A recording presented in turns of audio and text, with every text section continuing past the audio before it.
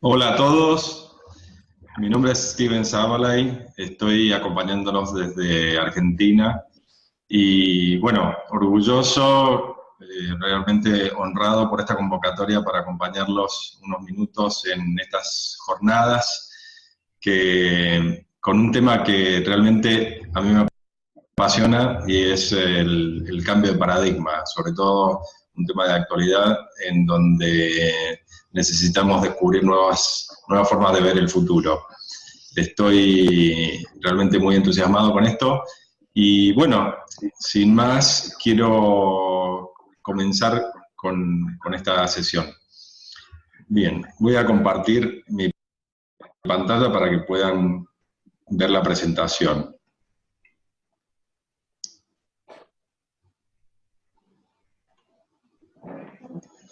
Perfecto. Comencemos. Bien. Es que siempre lo hicimos así. Realmente esta es la frase más peligrosa en la cultura de una empresa, sobre todo cuando el mercado nos enfrenta con desafíos que ponen en peligro la subsistencia de la empresa. Este es un paradigma que realmente debemos cambiar, pero pensar en nuestros paradigmas y en los cambios nos genera cierta resistencia. A ver, ¿por qué sucede esto? Veamos históricamente cómo ha evolucionado la historia. Primero, definamos qué es un paradigma. Son los pensamientos, es el conjunto de pensamientos, juicios, conceptos y hábitos que nos influencian la forma de ver el mundo. Desde el principio de la historia de la humanidad, nosotros hemos visto el mundo desde una cierta perspectiva que ha ido cambiando. Veamos, por ejemplo, en algún momento la Tierra dejó de ser plana, ¿verdad? Hubo una persona llamada Copérnico que también en algún momento se planteó que la Tierra no fuera el centro del universo. Entonces el paradigma cambió desde el geocentrismo a el nuevo paradigma con el Sol en el centro del sistema solar. Otro cambio de paradigma fue desde el paradigma newtoniano al cuántico, ¿no? El universo deja de ser solamente influenciado por la fuerza de la gravedad y empiezan a aparecer las fuerzas atómicas. Entonces, veamos, en la actualidad aparecen muchísimos más paradigmas y parece que la velocidad con que aparecen está acelerándose demasiado. Aparece Internet, las comunicaciones, inteligencia artificial, automatización, genética, e-commerce, Big Data, que es la capacidad de analizar una cantidad monstruosa de información en tiempo real. Ahora, si analizamos esto históricamente, vemos que desde el principio del siglo XX, por ejemplo, hasta el principio del siglo XX veíamos que era como una progresión lineal, ¿no? Los cambios se venían dando de una forma lineal. Ahora, en los últimos tiempos, y sobre todo en los principios del siglo XXI, vemos que estos cambios comienzan a ser de forma exponencial. Ahora, se dieron cuenta que todos estos cambios que transformaron la historia del ser humano, el universo siguió siendo el mismo. Solo nos hemos transformado nosotros al tener nuevas herramientas para observarlo. Entonces, si el universo sigue siendo el mismo, ¿para qué necesitamos cambiar? Bien, cambiar los paradigmas nos permite percibir mejor la realidad. Esta progresión exponencial nos está conduciendo hacia ese destino. Entonces, si cambiar nuestros paradigmas nos permite ver mejor la realidad, yo me pregunto por qué nos cuesta tanto. Bien, y acá vamos a analizar tres razones, que hay muchas razones, pero quiero destacar tres fundamentalmente. Primero, que no nos estamos planteando preguntas poderosas y desafiantes. Copérnico, inclusive Cristóbal Colón, se hicieron preguntas realmente poderosas, desafiando el status quo del momento, desafiando las obviedades. También existe la invisibilidad del paradigma. Es decir, que el paradigma generalmente no lo podemos ver. Esto lo vamos a analizar también. Y otro lugar que quiero que nos detengamos a analizar en profundidad es el lugar interno desde el cual nosotros comenzamos a responder. Veamos el punto número 1, entonces. ¿Nos estamos haciendo realmente preguntas poderosas? Veamos un ejemplo. ¿Son necesarias las prisiones para los prisioneros? Bueno, esto es una pregunta poderosa y desafiante. En algunos casos, la respuesta ha sido siempre que sí, ¿verdad? La mayoría de los gobiernos del mundo prefieren tener los prisioneros en prisiones. Hubo un cambio en Malasia, donde el gobierno decidió hacerse esta pregunta y responderla de otra forma. Desde hace varios años existen prisiones o sistemas penitenciarios donde la forma de contenerlos a los prisioneros en realidad es un hogar muy grande donde las personas aprenden oficios para desempeñarse en la sociedad, con visitas ilimitadas y no a través de vidrios. Entonces la familia puede ir a visitarlos y no se sienten como marginados, no se sienten aislados y sienten que cuando salgan pueden tener un futuro. Entonces esta es una pregunta poderosa que cambia el status quo. Otra pregunta poderosa es si realmente es necesario el ejército. Esta pregunta, generalmente también la respuesta es que sí. Pero, por ejemplo, en Costa Rica, desde el año 45, después de la Segunda Guerra Mundial, comenzaron a plantearse esto. Y a partir del año 48, 1948, este país ya no tiene ejército. Y a partir de ese momento, 22 países se han sumado a ese desafío. Otra pregunta. ¿Es necesario el petróleo? Bueno, también en Costa Rica parece que son precursores en hacerse preguntas diferentes. Esta pregunta tuvo una respuesta que hasta el año pasado los ha llevado a trabajar hacia la independencia del petróleo.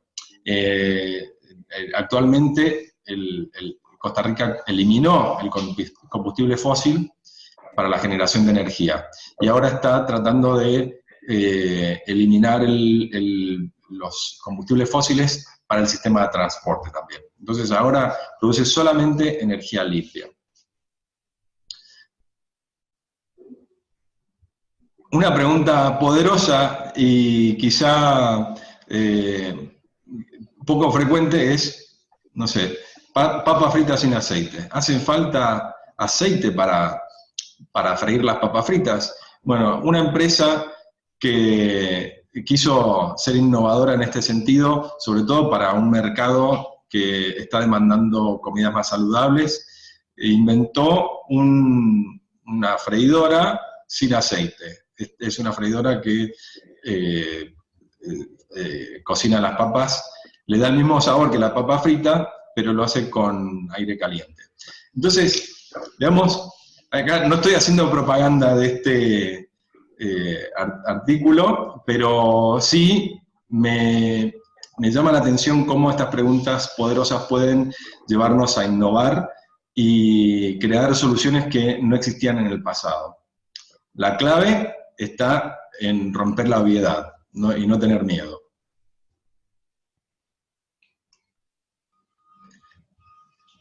Un segundo punto, entonces, dijimos que era la invisibilidad del paradigma. Esto no nos damos cuenta, pero realmente cuando vemos la realidad, no la vemos como es, sino la vemos como a través de los cristales de unas gafas. Vemos del color de las gafas. Entonces, el punto importante acá es que no solamente teñimos todo del color que vemos a través de las gafas, sino que nos transformamos. Así vivimos, nos mimetizamos con el paradigma, no con la realidad. En este sentido, estamos más cerca del camaleón que de nuestros primos, los primates.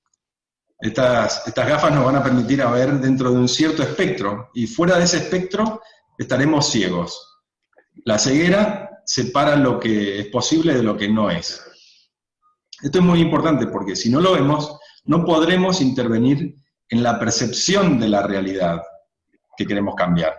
Entonces, debemos estar atentos a los cambios en el entorno que nos dan esa información.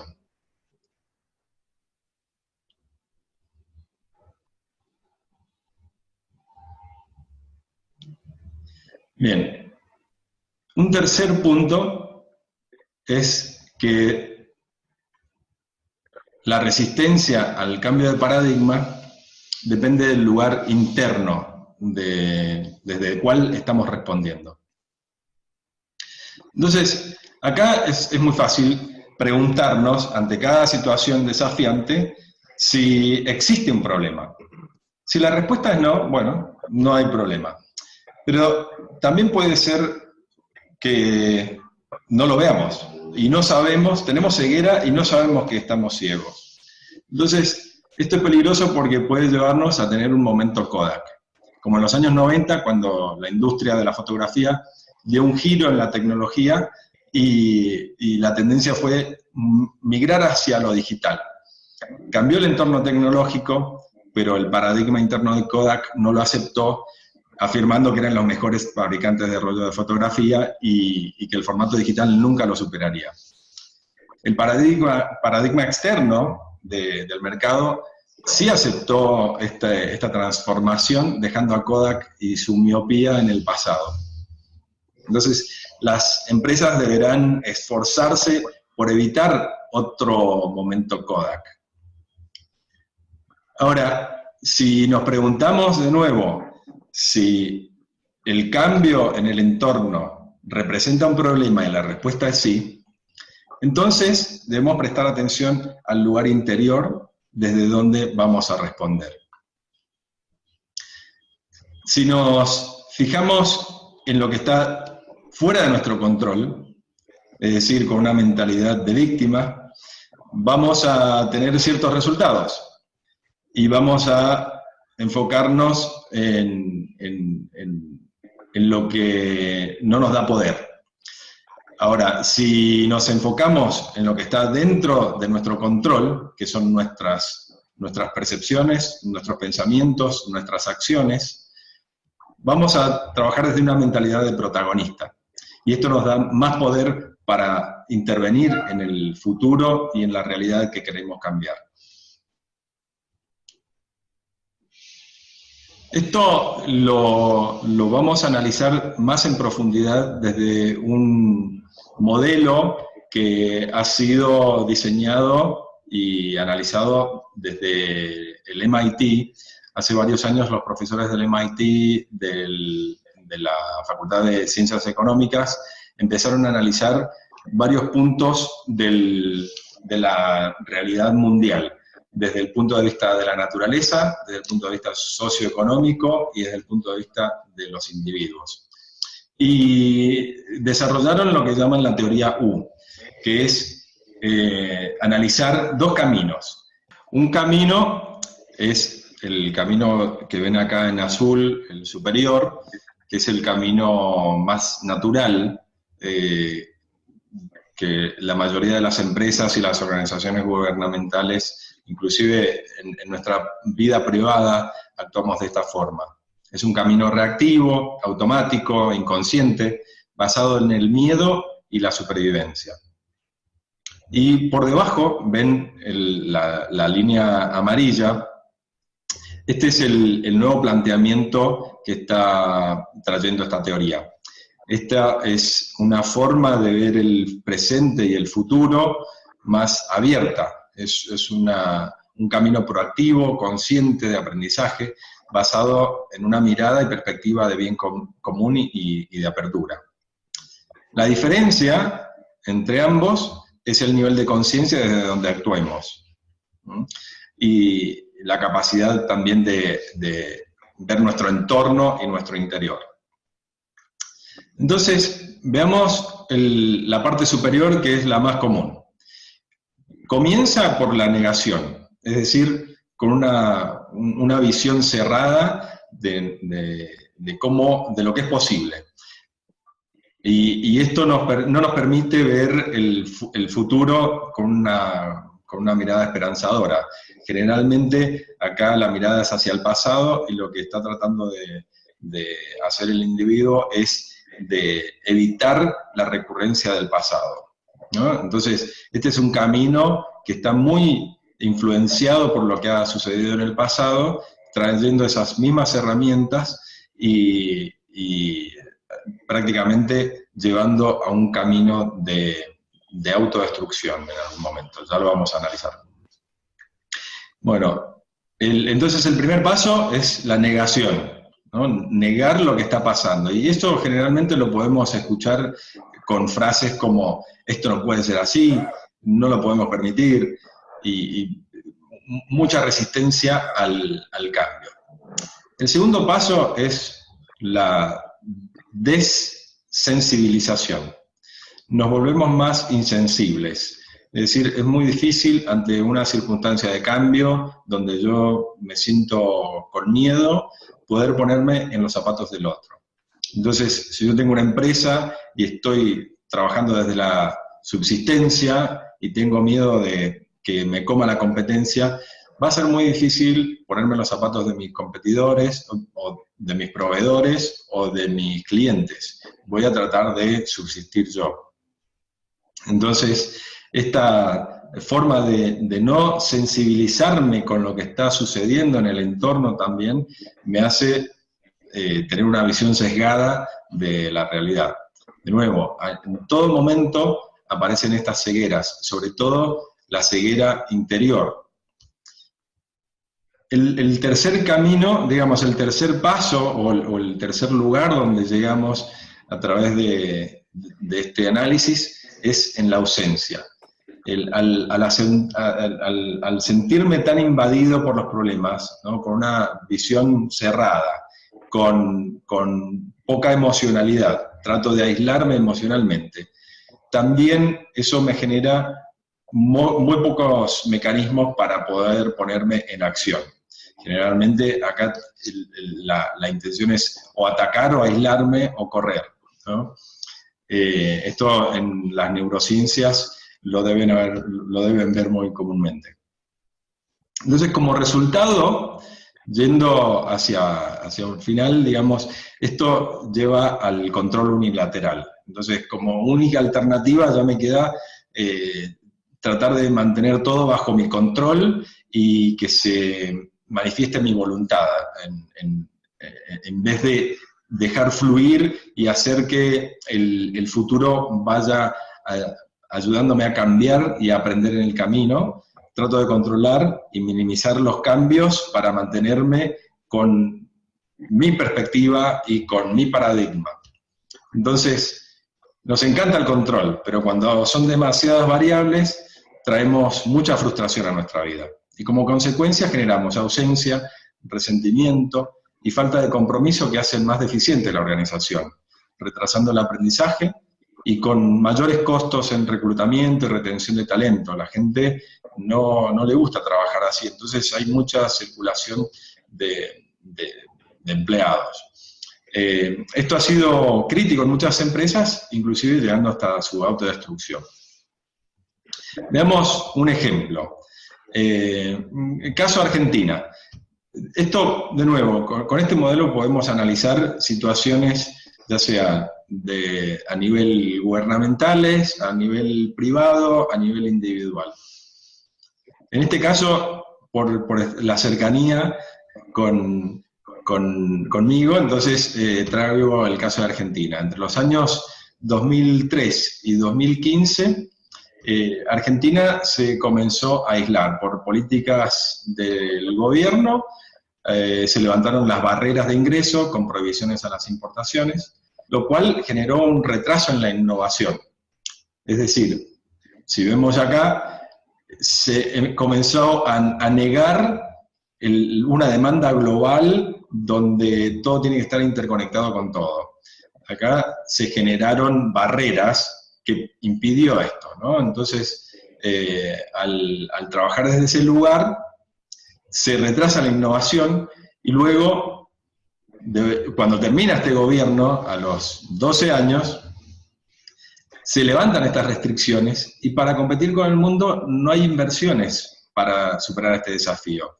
Entonces, Argentina está retrasada varios años y para volver a ponerse en la carrera de competencia con el mundo deberá invertir mucho tiempo y mucho dinero y esto le va a generar muchísima energía. Entonces, esto pasa también en las corporaciones y pasa a nivel individual. Ahora, veamos la otra parte, la parte inferior de la U. En este caso, comenzamos de otra forma, desde otro lugar interno, de un lugar de conciencia, un lugar que nos permite analizarnos internamente, es decir, como mirándonos en el espejo. ¿Desde qué lugar estoy actuando yo como líder? ¿Y qué está pidiendo el entorno? ¿No? Es una forma más natural de ir acompañando la evolución. Entonces comienza desde un lugar de escucha. Primero haciéndonos preguntas poderosas, ¿verdad? Y luego comenzando a percibir qué está ocurriendo en el entorno, escuchando. Esta es una de las capacidades que los seres humanos estamos perdiendo. Tenemos buena capacidad para hablar, pero no para escuchar, para percibir. Y abrir nuestra mente para poder percibir lo que está ocurriendo y abrir nuestras emociones también, sentirnos alineados con lo que está ocurriendo desde un lugar de vulnerabilidad, si lo podemos decir. Escuchar con curiosidad es parte de este análisis. Entonces, para eso necesito ser honesto emocionalmente. Ahora, veamos por ejemplo el caso de Newton, Copérnico, Jeff Bezos de Amazon o Steve Jobs. Ellos tienen constantemente esa capacidad, tuvieron algunos, y Jeff Bezos, que todavía es el líder de Amazon, tiene esa capacidad de ver el entorno y ver qué está necesitando el futuro, trayendo soluciones innovadoras, independientemente de lo que haya ocurrido en el pasado. Entonces, no es un camino de evitar lo que pasó en el pasado, sino de anticiparse al futuro y ver qué es lo que está llegando. Por supuesto, también observándose a sí mismo y observando el entorno. Entonces, tener esta doble capacidad. Acá es donde la presencia de un coach puede facilitar el proceso, por ejemplo, generando nuevas distinciones y herramientas en el líder. Bien, ahora, llega un momento, acá en la base de esta U, que es un lugar de presencia plena, que como lo llaman los profesores del MIT. Es un lugar donde, bueno, en el MIT se ha analizado desde muchos lugares este espacio de creación que realmente tiene un contexto teórico a través de la universidad, pero es algo que los seres humanos tenemos desde tiempos ancestrales. Es la capacidad de estar en el presente y tener la capacidad de analizar qué es lo que necesitamos dejar ir, qué es lo que ya no nos hace falta de lo que ya sabemos, y dar espacio para lo que viene, dar un espacio para el aprendizaje.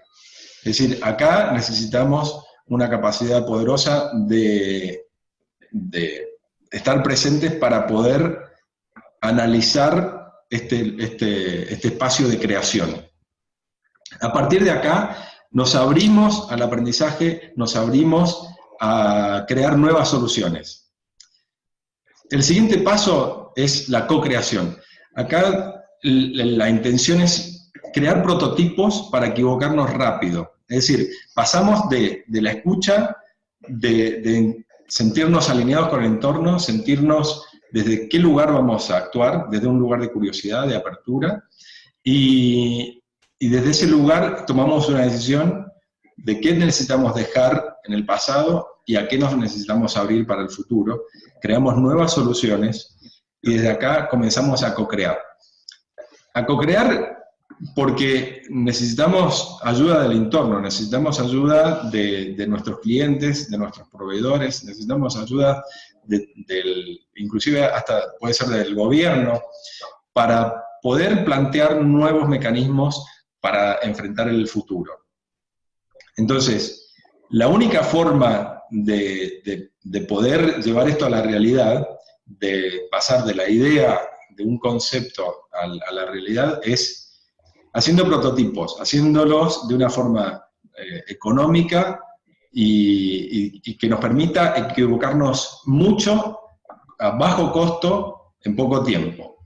Entonces, son proyectos cortos que nos permiten ver si las soluciones son acertadas para adaptarse al futuro que está viniendo.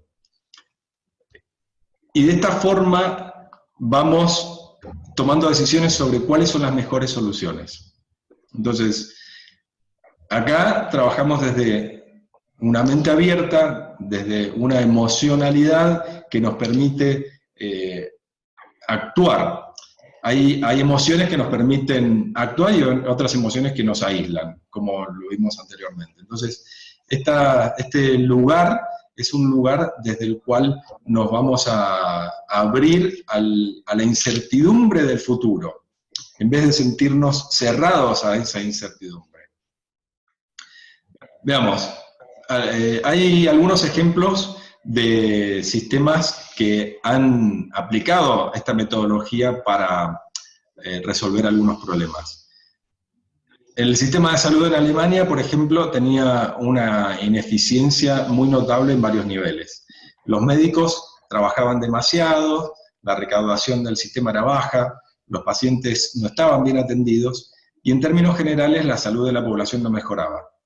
Entonces, se hicieron reuniones con muestras de cada parte involucrada, tanto directamente como indirectamente, en el sistema de salud. Tanto los médicos, como los pacientes, como los proveedores de los hospitales, los gerentes y hasta el sistema gubernamental.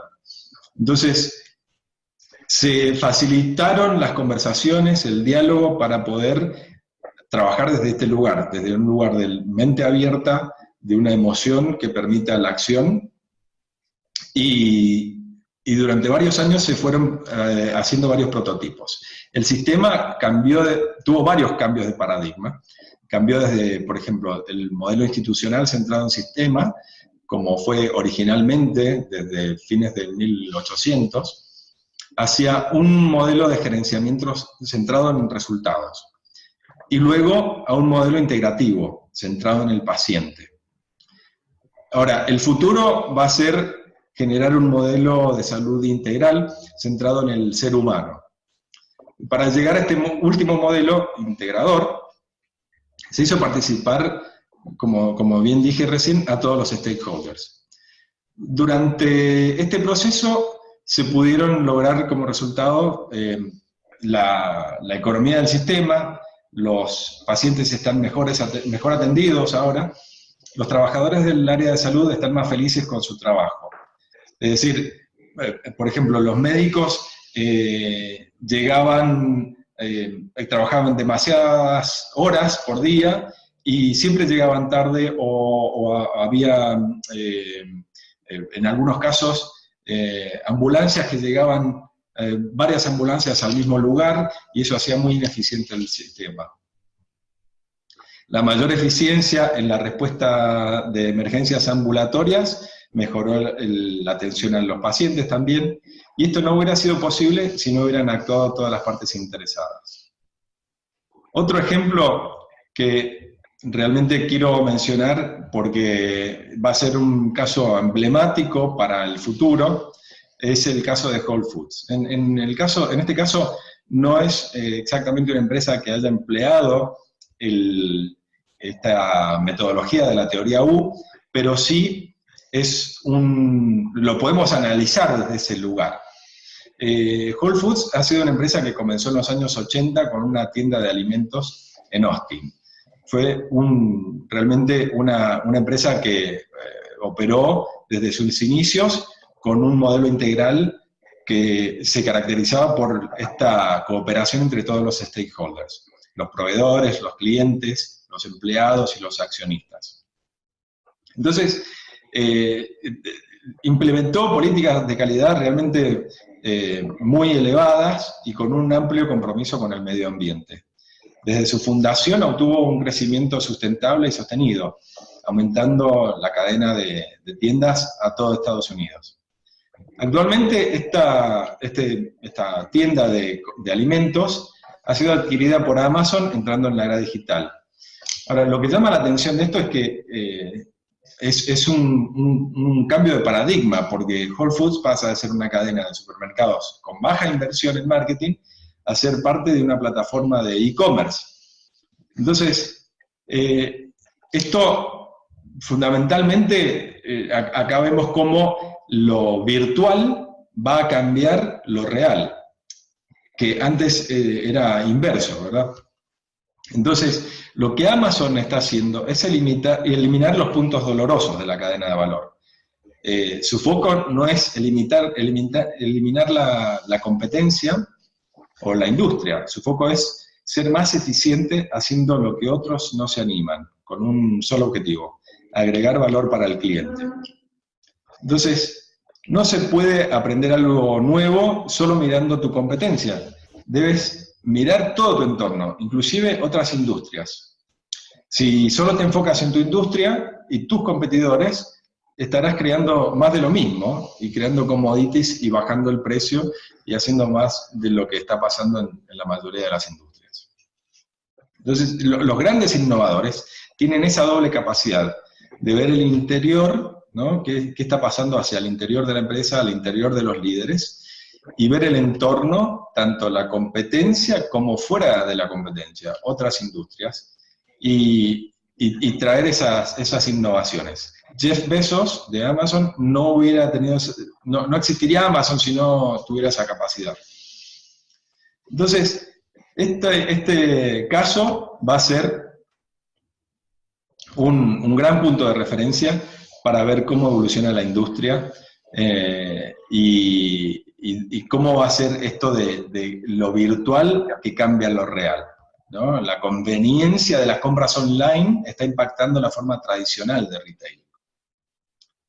Bien, ahora, ¿cómo pasamos de la negación y rechazo a la presencia, ¿no? ¿Cómo pasamos de la parte superior de la U a la parte inferior de la U? Esto es un tema delicado. Acá tenemos muchos casos que podemos referenciar. Todos deben conocer la situación actual con el gobierno de Estados Unidos, que podemos darnos cuenta que está trabajando desde la parte superior de esta teoría, ¿no? Tratando de implementar más barreras, tratando de pensar hacia adentro y haciendo que haya más diferencia, un quiebre entre nosotros y ellos. A comparación de otros modelos, ¿no? Como vimos anteriormente en el caso de Malasia, el modelo más abierto desde un lugar de esperanza, posibilitador y de apertura. Entonces, lo primero es darnos cuenta que esta grieta entre la negación y la presencia no es entre nosotros y ellos, es una grieta con la que convivimos cada uno de nosotros. Es un abismo que vivimos a todo nivel, desde lo individual a lo global. Enfrentarnos a ese abismo requiere observarnos a nosotros mismos y darnos cuenta que los problemas que vemos afuera son un reflejo de lo que vivimos internamente. Entonces debemos cambiar el lugar interno desde el cual operamos. De nuevo, este es un lugar ciego para muchos de nosotros, y cambiar nuestros hábitos y comenzar a amigarnos con el error, probar, ensayar, equivocarnos muchas veces, es parte de este desafío. Entonces, veamos, como conclusión, quisiera invitarlos a mirarse en el espejo y mirar el entorno con apertura, con curiosidad, mirar no solamente la competencia y no mirar la industria como una amenaza, sino como un elemento posibilitador para el aprendizaje, cómo podemos intervenir de una forma que facilitemos la evolución en vez de retrasarla. Eso necesitamos mirarlo desde un lugar interno posibilitador, desde una emoción que nos permita ese desafío, desde un lugar esperanzador más que desde el miedo. Entonces, no es lo mismo pensar que mi propósito es evitar la destrucción de la industria, pensando desde el pasado, o como contraposición, construir una forma nueva de hacer negocios en forma sustentable, ¿no? Entonces, te pregunto, ¿cuál es tu propósito? ¿Quieres evitar o quieres construir? El otro lugar es el lugar de las cegueras, ¿no? Descubrir nuestras cegueras y nuestras resistencias. Desde este lugar, bueno, el coaching es una herramienta muy poderosa que nos permite descubrir estos puntos ciegos, reflexionar sobre nuestros paradigmas y nos ayuda a estar presentes, ayudándonos también a hacernos preguntas poderosas, preguntas que sean facilitadoras, preguntas que nos ayuden a desafiar las obviedades. Y también actuar, llevar acción masiva para poder equivocarnos, atrevernos al error, pero también para juntar nuestras fuerzas en comunidad, con nuestros stakeholders, con nuestros clientes, con nuestros proveedores, con el gobierno, juntar nuestras energías para poder avanzar hacia un futuro más prometedor. Entonces, existen cientos de herramientas para resolver los desafíos actuales, pero si no se acompañan de un proceso interno profundo que los sostenga, el cambio va a ser superficial y difícil de sostener. Por eso, estoy seguro que ustedes deben estar buscando las herramientas y la propuesta también es que sigan buscando en su interior para ver cuál es el lugar que les facilita este camino. Bueno, esto es un poco lo que quería compartirles. Yo les dejo acá mis datos por si quieren hacerme más preguntas sobre cómo funciona esta teoría, cómo se aplica, cómo se analizan las situaciones, los nuevos desafíos del presente y cómo podemos anticiparnos al futuro desde un lugar de apertura y de una emocionalidad de esperanza. Los invito a conectarse, los saludo desde Argentina, desde el sur de América del Sur, y les deseo mucho éxito con este nuevo desafío. Un abrazo grande y será hasta entonces.